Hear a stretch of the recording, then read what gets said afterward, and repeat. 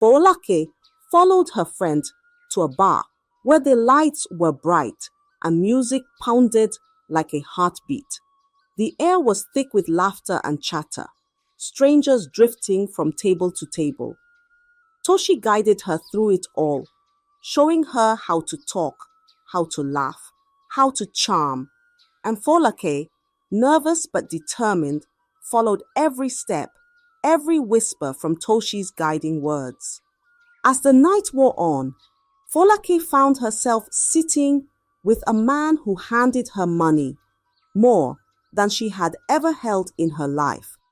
She had had fun with the man earlier, satisfying him in the room. The coin slipped into her palm like a gift from another world, the weight of them filling her with a strange, new feeling. She had come here with hunger in her heart, but now she felt something else, something close to excitement. When she left the bar that night, her pockets full, the city lights seemed brighter, her worries farther away. She spent freely, buying food and treats she had only dreamed of tasting. For a moment, she forgot everything, her village, her promises, the hope she had carried. All she knew was the thrill of her newfound life, a taste of freedom that felt as sweet as honey. Folake had stepped into a world that was dazzling and dangerous, a world that made her feel alive. She didn't know it then, but with each step she took, she was leaving behind the girl from Kuje village. In Kuje village, life moved like the slow river. Boys grew up to be farmers, fishermen, or carpenters, just like their fathers. The girls, after secondary school, would marry young and start families, cooking and caring for their children. The people of Kuje didn't know about university. It was like a dream they had never heard of. To them, education ended after secondary school, and that was enough. Parents were happy as long as their children could read and write. They didn't ask for more because they didn't know more. Life in the village was steady, like the sun rising and setting every day. This is how it had always been, how it was for years. But something was coming, something that would shake the quiet life of Kuje. A change was in the air, like a storm about to roll in. The village didn't know it yet, but life would never be the same again.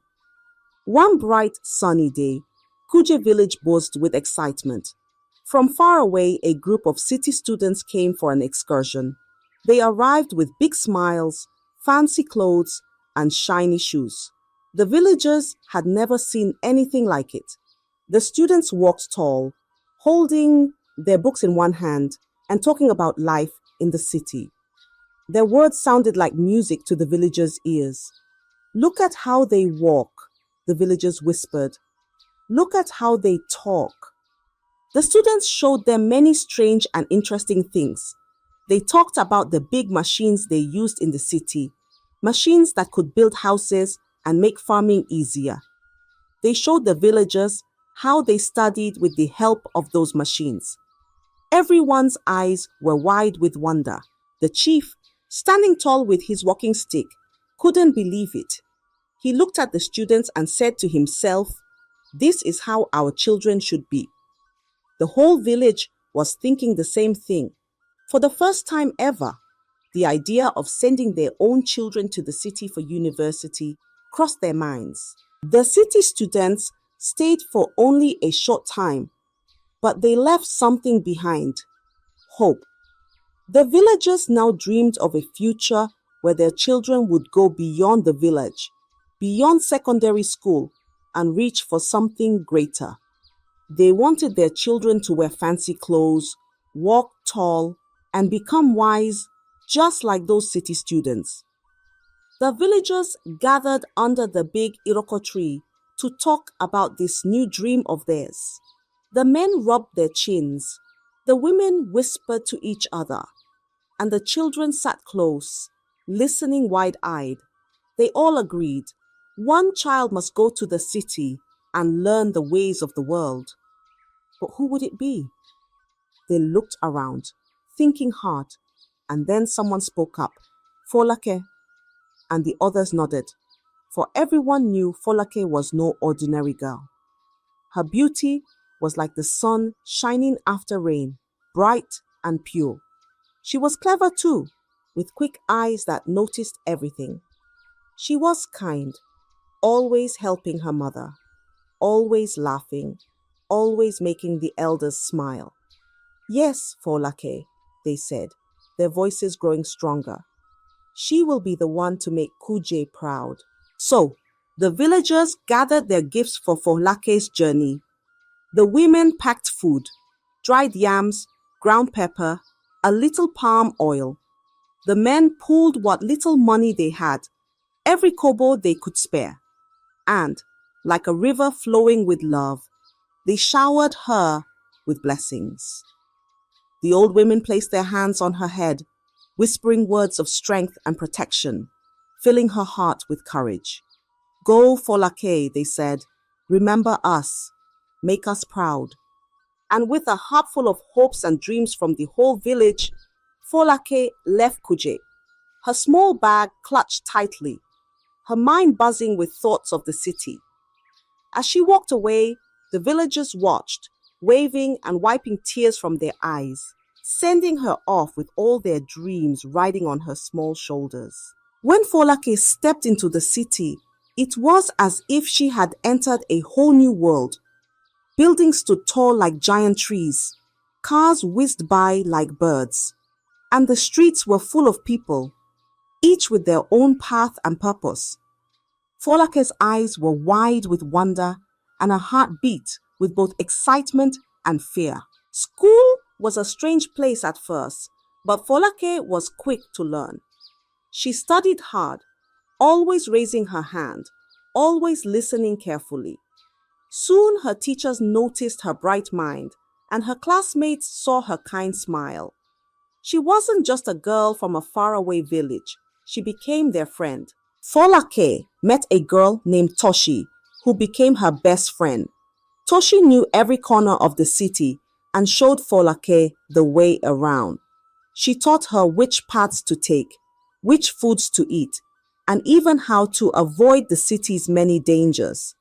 With Toshi by her side, Folake felt a little more at ease. But life in the city was not easy. The money Folake's village sent was little, just enough to buy a few things. Some days she would go to bed with a rumbling stomach, her mind drifting back to Kuje, where her family and the village had given all they could to support her. I must not fail them, she whispered to herself each night, holding on to the small hope they had placed in her heart. And so, Folake carried on, balancing the city's challenges with her village's dreams, her spirit as strong as a young tree, swaying but unbroken. At first, Folake thought her new school was filled with kind faces like her friend Toshi, but soon she learned that not all faces wore smiles. Some students, especially those with polished shoes and fancy clothes, began to notice that Folake dressed differently. She wore her simple Ankara dresses, each stitch a reminder of her village, her family, her people. To her, they were clothes of pride, but to them, they were strange and out of place. They began to whisper as she walked past, their voices sharp as thorns. Look at her, they'd murmur. She's just a village girl. Some of the girls laughed behind her, covering their mouths with their manicured hands. Doesn't she know how to dress in the city? Each word stung like a bee's sting, small but piercing. Folake tried to hold her head high, to ignore their laughter and hurtful words. She would walk quickly, hoping the day would end soon, hoping that tomorrow would be better. But each day, the whispers grew louder and the laughter turned into taunts. They began calling her village girl, as if it were her name, each word echoing in her mind. Some of the boys teased her too, nudging each other and smirking as they saw her in her simple clothes. They'd block her path, their eyes cold. Go back to where you came from, they sneered. You don't belong here. Folake's heart grew heavy, and the loneliness wrapped around her like a shadow that wouldn't leave. But Folake was no stranger to hardship. She clenched her fist, reminding herself of the village that had trusted her, the people who had sent her with nothing but hope. Still, the burden grew heavier each day, and Folake began to wonder if the city would break her spirit. The once bright light in her eyes dimmed, as if the city's shadows were swallowing her whole. As time passed, Folake couldn't help but notice something odd about her friend Toshi. Though Toshi's family didn't have much, she always seemed to have money, new shoes, snacks, and the latest dresses.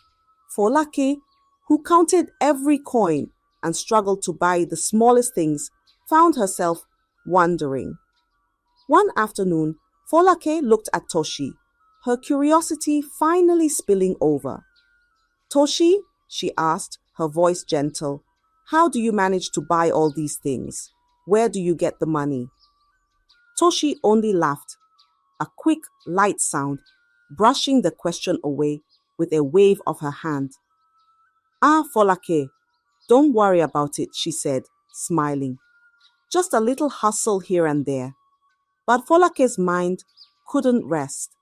She would watch Toshi as she disappeared in the evenings, dressed up with a little more care, her eyes bright and secretive. And every time, Folake's curiosity grew sharper, like the edge of a knife. Folake tried asking Toshi again, but her friend just laughed it off once more, saying, one day you'll understand, Folake. And with that, she changed the subject, leaving Folake's questions unanswered. Yet the mystery of Toshi's hustle hung in Folake's mind like a shadow, making her wonder what life in the city might demand from her next. Days turned into weeks, and every now and then, Folake would ask again, hoping her friend might reveal the secret. But each time, Toshi would laugh, shrugging it off as if it were a mystery meant to stay hidden. Just enjoy, Folake, she'd say. Don't worry about how I get my money.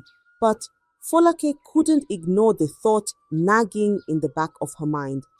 There was a shadow, a hint of something unknown, and it began to grow, spreading like a dark cloud. What was Toshi hiding? And how was she managing to live so comfortably while Folake struggled, alone in the quiet moments, to make sense of it all?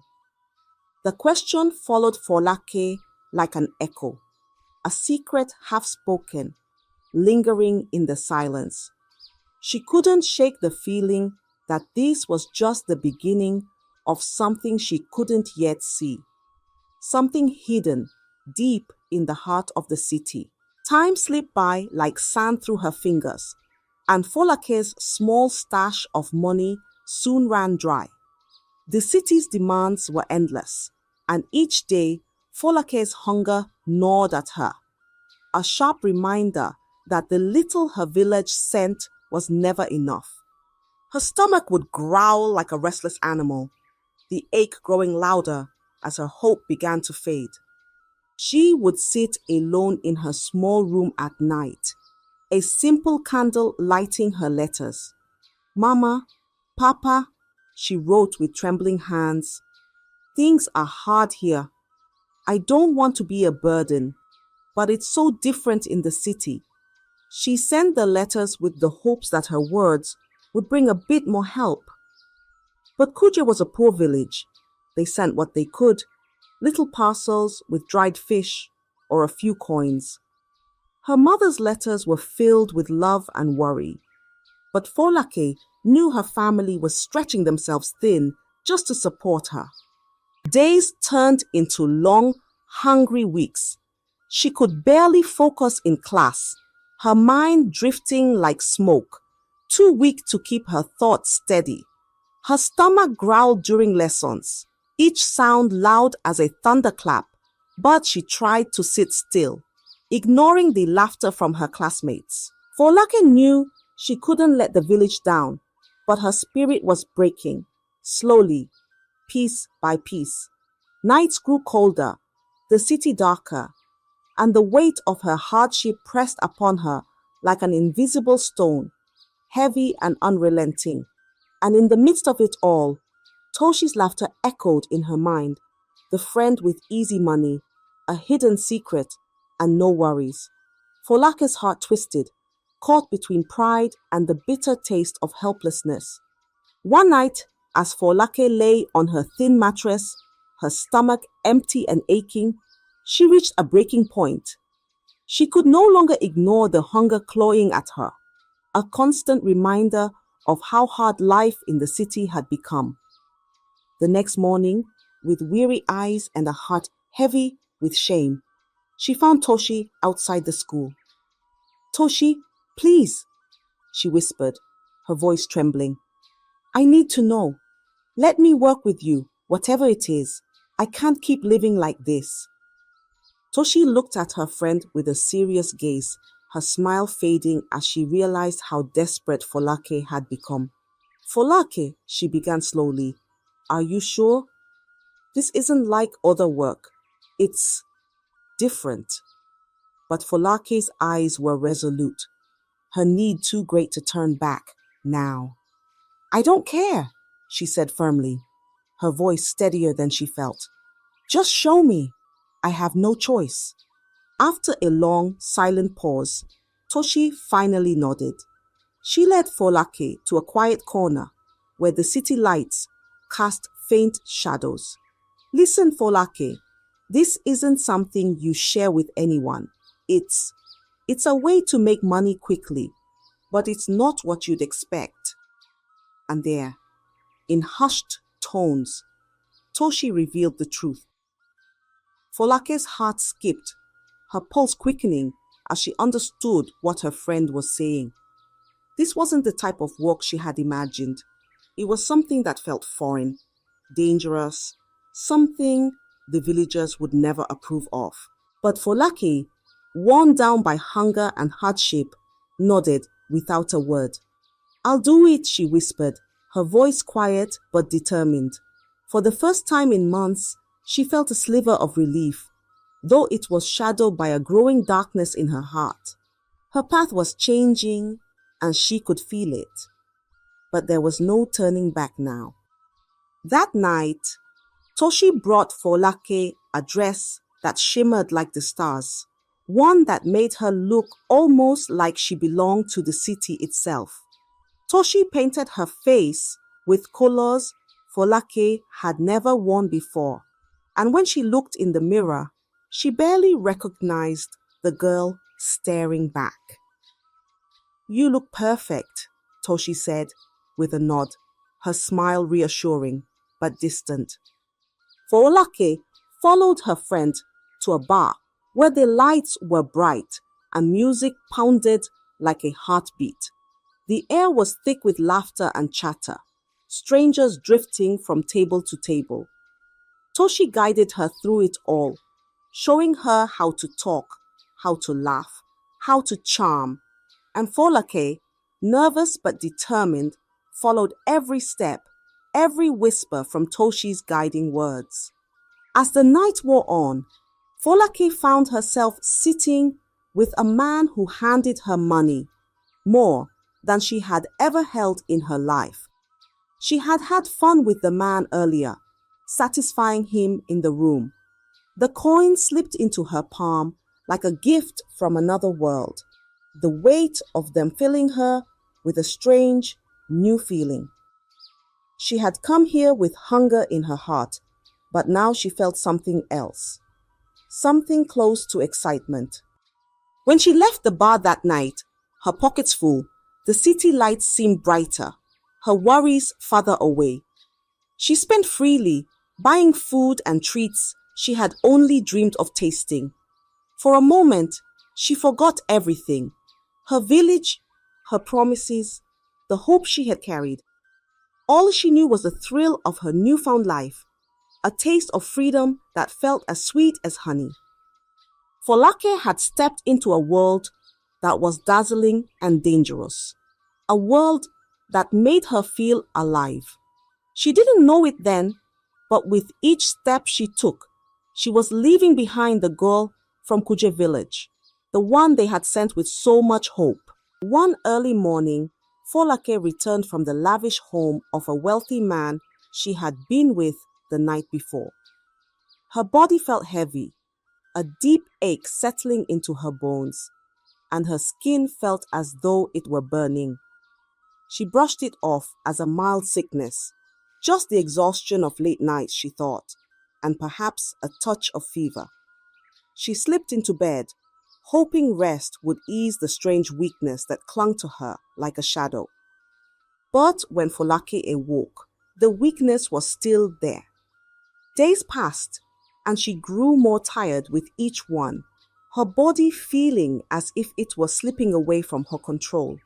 Her friends noticed too, and their laughter turned to concern.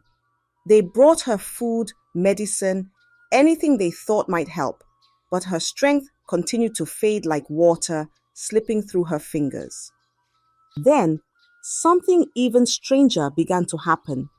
Her belly started to swell. At first, she thought it was only her eyes playing tricks, but it grew rounder each day, hardening like a clay pot.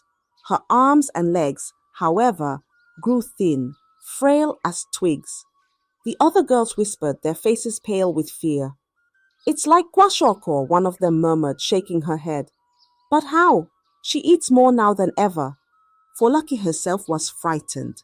She touched her swollen belly, pressing gently, as if trying to understand this strange change. She felt her bones poking through her skin elsewhere, her cheeks hollowing out, her eyes growing large and distant. And yet, her belly kept growing, as if it held something far darker than hunger. Her friends did all they could. They brought herbs, specialties, and medicines they'd heard would cure almost anything. They watched over her, hoping each morning to see her sit up with a smile. Her strength returned. But no matter what they tried, Folake only grew weaker. Her skin lost its glow, her hair turned dull, and her once bright eyes now looked tired, heavy with a shadow that no amount of rest could lift. Days turned into weeks, and soon her friends had exhausted every remedy they knew.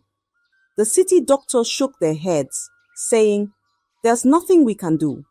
And slowly, even her friends started to drift away, frightened by what they did not understand. Folake lay alone, feeling her life slip further and further from her, like a river flowing beyond her reach. Desperate and terrified, they made a choice. "We must take her back to the village," they whispered among themselves, nodding with determination. They would return her to Kuje, the village that had once filled her heart with strength and hope. It was the only place left that might save her, the only place where a solution could be found. And so, with heavy hearts, they lifted Folake's frail, shrunken body, covering her with a blanket, and set off for Kuje, hoping her people would understand. Folake's friends arrived in Kuje on a grey, misty morning, carrying her as gently as one would carry a fragile doll. The villagers, who had eagerly awaited her return, gathered around, their faces filled with anticipation. For months, they had dreamed of this day, imagining Folake returning as a grand symbol of the village's pride, a young woman transformed by the city, perhaps even wearing clothes that shone like the city lights.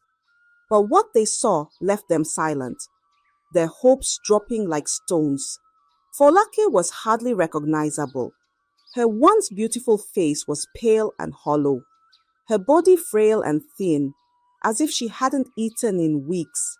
Her belly was swollen and round like a twisted mockery of health, and her eyes held a dull, distant stare that seemed lost in some invisible storm. The once vibrant girl, who had left with the village's hopes, now looked like a ghost returned from some dark place. Folake's friends, avoiding the villagers' questioning eyes, quickly explained that Folake had become sick, that city life had taken its toll, and that they did not know what else to do but bring her home. They offered no further details, not even the life they'd introduced her to. Each word heavy and clipped, and without another glance, they turned and left, hurrying back to the world they knew, leaving Kuje and Folake's fate behind them. The villagers looked on in shock and sorrow, murmuring among themselves, confusion and sadness blending in their voices. This is not our Folake, someone whispered, hardly able to believe the sight. Her parents stepped forward, trembling, and knelt beside her frail figure, tears welling in their eyes.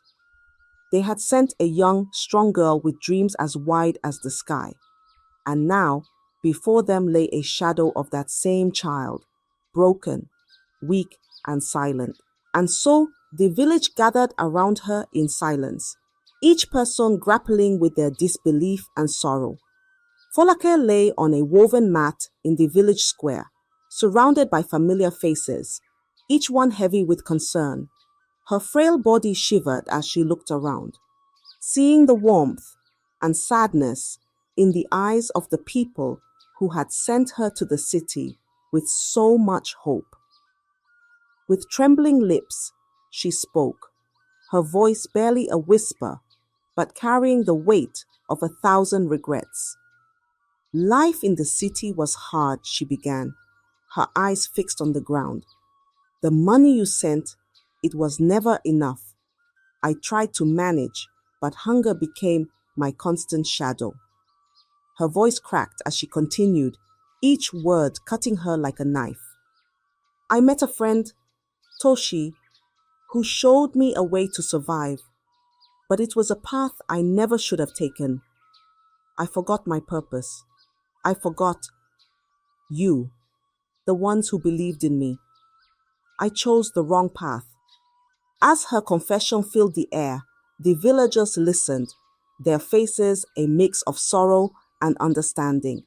Tears slipped down her cheeks, each one glistening like fallen hopes. I have disgraced you all, she whispered, and brought shame to my family, to our village. The elders stepped forward, their faces stern, but their eyes soft with the wisdom of years. The oldest among them, Elder Nna, placed a gentle hand on Folake's head. His voice was deep and steady as he spoke. What you suffer now is not just illness, Folake. This is no kwashiorkor, no simple sickness. You are with child, conceived outside of marriage.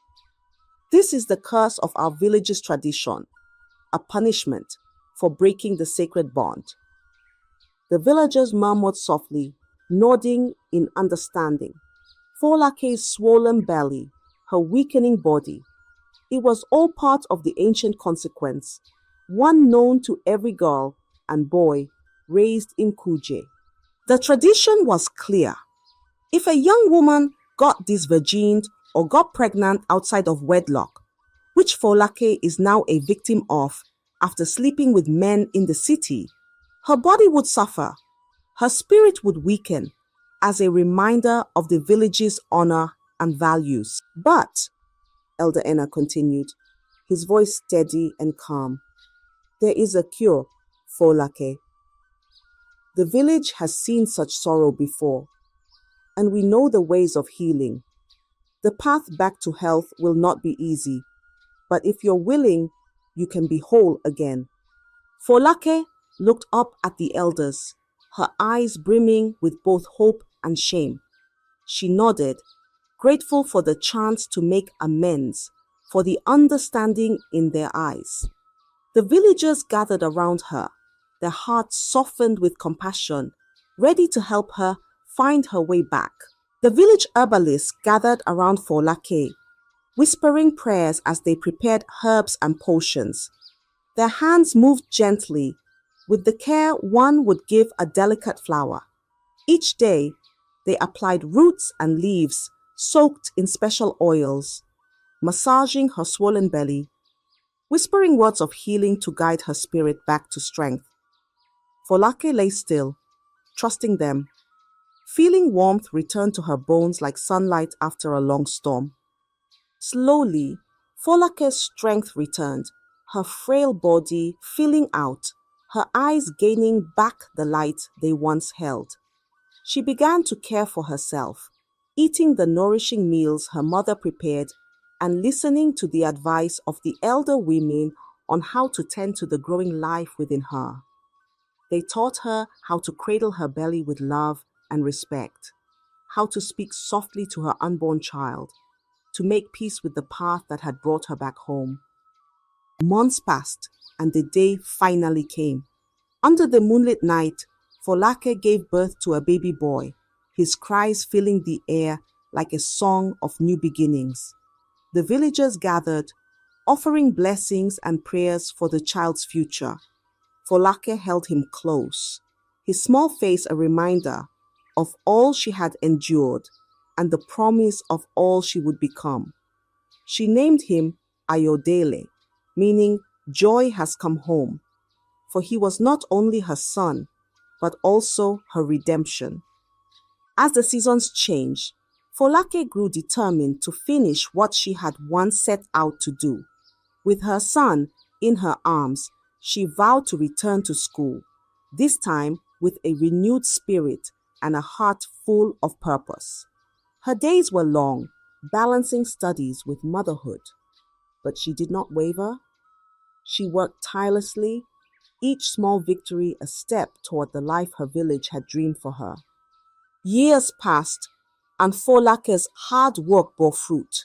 She became a respected woman, known not only for her intelligence, but for her strength and resilience. When she finally returned to Kuji, not as a lost soul, but as a woman who had overcome her trials, the village celebrated. They honored her courage and the strength she showed in the face of hardship, seeing her not as a girl who had strayed, but as a woman who had learned and grown. Folake's story became a tale passed down from one generation to the next, a reminder of the importance of courage, resilience, and second chances. The village, once quiet and simple, now carried her story like a precious gem, a lesson to all young ones who would one day follow their own paths. And as the years went by, the people of Kuje spoke her name with pride, for Folake had become the symbol of their hopes and dreams, a beacon of the strength that lived in every heart. I hope you enjoyed the story. If so, please like the video, comment what you learned from the tale, and don't forget to subscribe to the channel for more enchanting tales just like this one. Thank you.